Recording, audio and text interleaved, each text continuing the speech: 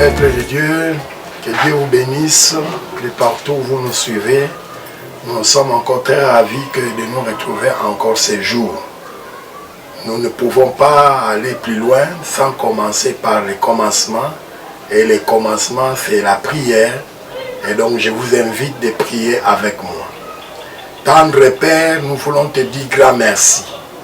Nous voici encore arrivés au moment où nous partageons ta parole avec mes frères et sœurs de par-ci et là. Oh mon Dieu, mon roi, puisse ces instants être bénis de toi. Pendant que nous sommes en train de célébrer, de nous rappeler, de nous souvenir de la descente du Saint-Esprit dans ce monde. Oh mon Dieu, puisse ton esprit nous aider, et moi, et ceux qui me suivent, tous nous avons besoin de ton esprit pour entrer dans ta pensée et connaître ta parole. De nous-mêmes, nous ne pouvons rien. Viens nous aider, viens nous secourir et viens nous éclairer. Telle est notre prière au nom de Jésus. Amen. Voilà, nous sommes là. Et la parole que nous voulons partager aujourd'hui, nous voulons commencer avec le premier verset biblique qui est dans Jean chapitre 16, verset 7e. Là, la Bible dit ceci, j'ai lu au nom du Seigneur Jésus-Christ.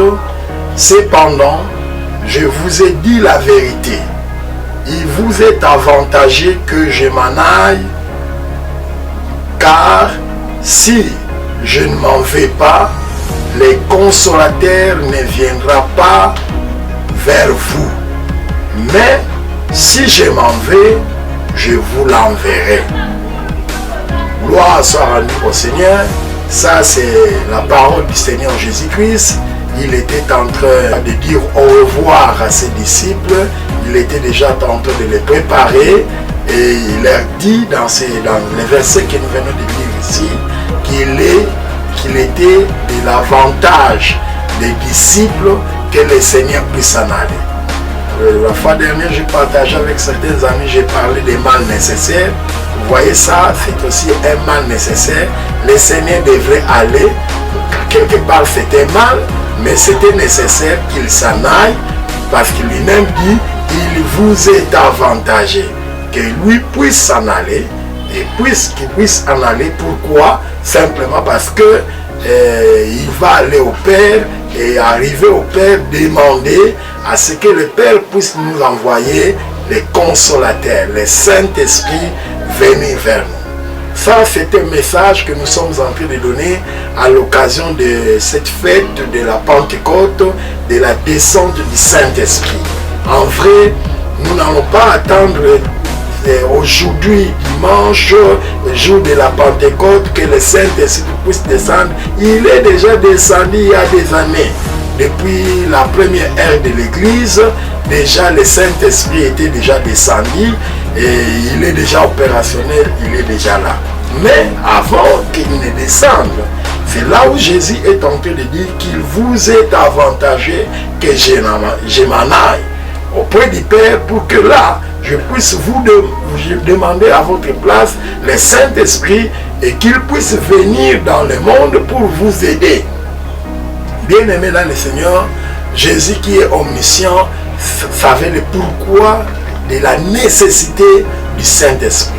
Le Saint-Esprit, il est nécessaire, il est important, il est indispensable. Sa présence dans ce monde. Oh bien-aimé, la vie sans le Saint-Esprit est compliquée, sinon même difficile, impossible. C'est comme une mer à boire. Mais quand nous avons le Saint-Esprit avec nous, oh, nous sommes bénis, nous sommes aidés, nous pouvons vivre aisément dans ce monde avec l'aide du Saint-Esprit. Alors il dit, il vous est avantageux que je m'en aille. Pourquoi il dit vous êtes avantageux? J'ai essayé de réfléchir là-dessus. J'ai constaté ceci, que ce monde est compliqué, bizarre, et je dirais même mauvais. Le monde est mauvais. Oh, il est difficile. Je ne sais pas comment le monde est si mauvais et bizarre et compliqué, mais Pourtant, nous sommes attachés, nous voulons, nous aimons vivre dans ce monde. Or, laissez-moi vous dire que ce monde est vraiment méchant, il est mauvais, il est bizarre, il est difficile de vivre dans ce monde. Pourquoi je dis cela? Oui, simplement parce que dans ce monde, chemin faisant, nous avons des échecs. Non seulement des échecs, nous avons des déceptions. Chemin faisant, avec les amis, avec la vie, les études, j'ai étudié pour être ceci, pour faire cela, j'ai fait tel projet pour aboutir à tel, mais des fois nous rencontrons des déceptions où les choses donnent les contrées de ce que nous attendons, ce sont des déceptions et ça fait très mal. Il y a les crises de tout genre dans ce monde. Il y a des crises économiques, politiques, morales, les temps de crise. Oh bien-aimé, tout ça, ça déçoit l'homme sur la terre. Que dire de la perte des êtres chers? Nous perdons nos êtres chers avec la mort, avec la pandémie, les maladies. Et nous perdons nos êtres qui nous sont chers et ça nous blesse, ça nous choque, ça nous bouscule. Aussi, des fois, nous rencontrons des situations telles que perdre l'emploi, perdre des relations, perdre autant de choses que nous pouvons perdre dans ce monde. Et quand nous perdons cela, ça nous blesse, ça nous choque, ça nous indispose. Les combats de la vie, de tous les jours. Et hormis cela, de ces combats-là, il y a encore les combats occasionnés par Satan, qui nous fait toujours du mal, qui nous cherche toujours, parce qu'il ne veut pas mourir seul, il ne veut pas aller à l'enfer seul, il veut nous drainer derrière lui. Alors il crée aussi des combats qui sont visibles et des fois même invisibles. De tous ces combats-là et de toutes ces choses-là, ça nous apporte quoi? Affliction, douleur, déplaisir, dégoût de la vie dans ce monde.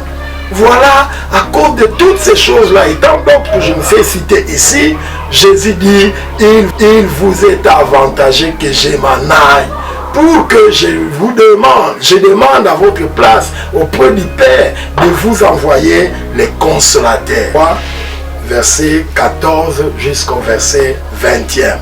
Nous lisons la parole du Seigneur au nom de Jésus. Je suis pour tout mon peuple un objet de raillerie, chaque jour l'objet de leur chanson. Il m'a rassasié d'amertume, il m'a enivré d'absinthe, il a brisé mes dents avec des cailloux, il m'a couvert de cendres. Tu m'as enlevé la paix, je ne connais plus de bonheur et je dis ma force est perdue. Je n'ai plus d'espérance en l'Éternel. Quand je pense à ma détresse et à ma misère, à l'absinthe et au poison, quand mon âme s'en souvient, elle est abattue au-dedans de moi. Voilà ce que nous dit la parole de Dieu. Quand nous pensons à toutes ces choses, quand nous réalisons toutes ces choses venir dans nos vies, nous nous disons que nous sommes abattus et par conséquent, nous avons besoin de la consolation. Voilà pourquoi Jésus dit à ses disciples qu'il vous est avantageux que je m'en aille, afin que j'aille demander au Père de vous envoyer les consolateurs. Alors si nous lisons maintenant dans Jean 16, verset 13, il dit, quand le consolateur sera venu, l'Esprit de vérité, il vous conduira dans toute la vérité, car il ne parlera pas de lui-même, mais il dira tout ce qu'il aura entendu et il vous annoncera les choses à venir. Quand le consolateur sera venu. Oh, j'aime le Saint-Esprit. D'autant plus qu'il est le consolateur, donc c'est celui qui donne la bonne consolation. Oh, dans ce monde, nous avons nous rencontrons des problèmes, des difficultés, des choses au point que nous avons besoin de la consolation. Or, qui peut consoler convenablement, sinon que c'est lui qu'on appelle les consolateurs. Le Saint-Esprit est le consolateur. Les consolateurs qui amènent une bonne consolation. Voilà, il nous amène la consolation, il nous console. Les amis peuvent vous consoler, ils vont vous laisser. L'alcool peut vous consoler par moment, mais le problème n'est pas résolu. Toutes les autres choses que j'ai citées précédemment, ça peut vous apporter une certaine consolation, mais une consolation que j'appelle ici éphémère. Mais la meilleure, la bonne consolation, c'est la consolation que donnent les consolateurs, le Saint-Esprit. Alors, la fête de Pentecôte, je l'ai dit au départ, le Saint-Esprit ne va pas venir, ne vient pas maintenant, mais il est déjà venu. La promesse, elle est déjà réalisée. Il a envoyé déjà le Saint-Esprit, il est là. Dans l'une des chansons, nous chantons « Le Saint-Esprit est là, il est là et il est omniprésent. » Où que vous soyez, en Europe, en Amérique, je ne sais pas, en Asie, en Australie, en Afrique, dans tous les pays du monde, le Saint-Esprit est là. Il n'est pas un homme vêtu avec un corps physique comme moi pour être à un endroit fini, terminé. Non, lui, il est omniprésent. Parce qu'il a des vertus, il a des caractéristiques, il a de Dieu. Il est omniprésent. Donc, partout où vous pouvez être, vous pouvez l'invoquer, vous pouvez le prier. Je vous dis, le Saint-Esprit est déjà là. Cessez de chercher la consolation dans des futilités, dans des choses qui n'apportent pas consolation, qui vont vous détruire, qui vous détruisent maintenant et qui vous détruiront davantage. Et à la fin des comptes, vous allez regretter pourquoi je suis passé par tel chemin. C'est le moment, chers frères, vous qui êtes abattus, vous qui avez des problèmes, vous qui êtes dépassés, je vous montre la meilleure voie, la bonne solution. Le meilleur chemin, c'est de venir au Saint-Esprit qui est omniprésent. Partout où vous êtes, vous pouvez l'invoquer et il va venir vers vous, il va entrer en vous et il va opérer en vous et vous donner la bonne consolation. La bonne consolation. Alors le Saint-Esprit, quand il vient à nous, il nous apporte cette consolation-là dont nous avons besoin. Nous voulons aller citer, voilà, un consolateur qui demeure éternellement. La boisson ne demeure pas éternellement. Les drogues ne demeurent pas éternellement. Toutes les solutions que j'ai précitées avant, dans lesquelles les hommes cherchent consolation, ça ne demeure pas toujours. C'est pour quelques minutes, c'est pour un temps, ça va prendre fin, ça va finir, et puis vous revenez à votre premier état, le malheur est toujours à votre porte. Mais si nous venons chez le Saint-Esprit, il ne fait pas endormir la situation qui nous dérange, il est celui qui donne la solution. Si la maladie, il est l'Esprit qui guérit. Si c'est le besoin de consolation, il sait comment vous consoler, comment vous donner la solution dont vous avez besoin. Oh frères bien-aimés, c'est le temps de recourir vers le Saint-Esprit, d'invoquer le Saint-Esprit, de prier le Saint-Esprit pour qu'il vienne à nous et qu'il nous apporte sa meilleure et bonne consolation. Donc, frères bien-aimés, la consolation n'est pas dans ces choses-là. Vous voulez être consolé, même pas peut-être aujourd'hui. Aujourd'hui, vous dites non, je n'ai pas besoin de consolation. Mais chemin faisant, vivant dans ce monde, il se pourrait qu'un jour vous puissiez rencontrer une situation qui vous met dans l'embarras, qui vous met dans le désespoir, qui vous plonge dans le désespoir, dans des situations de tristesse profonde. Je vous montre déjà la voie. Recourez au Saint-Esprit. Le Saint-Esprit est le meilleur consolateur. 4 leçons que je tire comme conclusion de ma leçon d'aujourd'hui. La première leçon de conclusion de notre message, c'est que la consolation, la meilleure, vient du Saint-Esprit et c'est ce que nous avons besoin.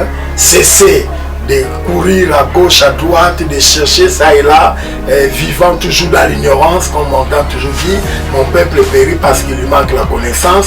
Voici la connaissance de la parole de Dieu. Donc la consolation dont vous avez besoin ne vient pas de par-ci et là, vous cherchez cela. La bonne consolation vient du Saint-Esprit. La deuxième leçon, nous avons dit que le Saint-Esprit, il nous conduira dans la voie de la vérité. Il nous conduira dans toute la vérité. Il nous conduira dans les bons. Il nous conduira vers les bons pâtirages. Il nous conduira vers les verts pâtirages, vers les eaux paisibles. Le Saint-Esprit. Cherchons la consolation. Confions-nous au Saint-Esprit pour atteindre de meilleures et de bonnes solutions. Troisième leçon, le Saint-Esprit nous annoncera les choses à venir. Voilà, je viens de vous annoncer qu'avec l'alcool, avec d'autres voies-là que l'homme recourt pour chercher consolation, ça mène à la mort, ça mène au cancer, ça mène à plusieurs maladies et ça mène au finish à l'enfer. Mais la meilleure des solutions qui va vous amener au ciel, qui va vous garder en bonne santé, qui va vous donner un avenir meilleur, c'est de vous laisser être conduit par le Saint-Esprit et de trouver la consolation auprès du Saint-Esprit. La quatrième et la dernière leçon, c'est que le consolateur, il vient demeurer en nous. Oh, le meilleur consolateur, le Saint-Esprit. Lui, il ne vient pas nous consoler un moment et puis nous abandonne. Mais le Saint-Esprit, lui, il vient pour nous consoler. Il devient notre meilleur ami. Il vient demeurer en nous. Et quand il demeure en nous, il demeure en nous éternellement. Qu'il pleuve, qu'il neige, qu'il fasse nuit, qu'il fasse jour, il est notre ami de tout moment, de tout temps. Chers frères bien-aimés, de partout où vous êtes, je vous invite de ne pas chercher la consolation auprès des choses auxquelles vous recourez d'habitude pour chercher consolation. Si vous avez besoin de la consolation, je vous ai montré la meilleure, la bonne, et celui qui vient du Saint-Esprit. Le Saint-Esprit est le meilleur consolateur. Ainsi, quand vous êtes désemparé, qu'est-ce qu'il faut faire? Prier, chanter les cantiques d'adoration et puis lisez la parole de Dieu. Confiez-vous au Saint-Esprit, il est là et de partout où vous êtes, il vous donnera sa bonne et meilleure consolation. Ma prière, de partout où vous êtes, je sais, si pas aujourd'hui, si pas demain, mais vous ne pouvez pas survivre dans ce monde sans chercher la consolation. Vous aurez toujours besoin de la consolation. C'est maintenant le temps de nouer les amitiés avec le Saint-Esprit, qu'il vienne demeurer en vous. Comme ça, à tout moment, quand vous aurez besoin de la consolation, le Saint-Esprit vous accordera sa bonne et meilleure consolation. Que Dieu vous bénisse de partout. Je suis de cœur avec vous. Je vous aime et je continuerai par la grâce de Dieu de vous donner ce que le Seigneur est en train de communiquer dans mon esprit pour notre édification nous tous. Que Dieu vous bénisse.